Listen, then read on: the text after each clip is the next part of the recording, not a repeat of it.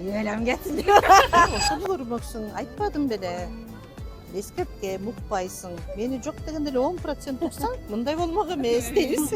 Турмушка чыкканда эми урушпай калды, бирок ага чейин жөн жүрдү айырышты көп. Жөн жүр кыз деп.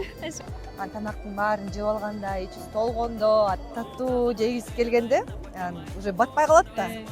Мам, жейлүү десе, елем кетсин деп. Ошентип тамашалайбыз да. Бала деле эмессиң дечи. Бала эмес эле, бале болдуң го дечи ошо. Негизи менин апам менин эң жакын адамым, эң жакын курбум да.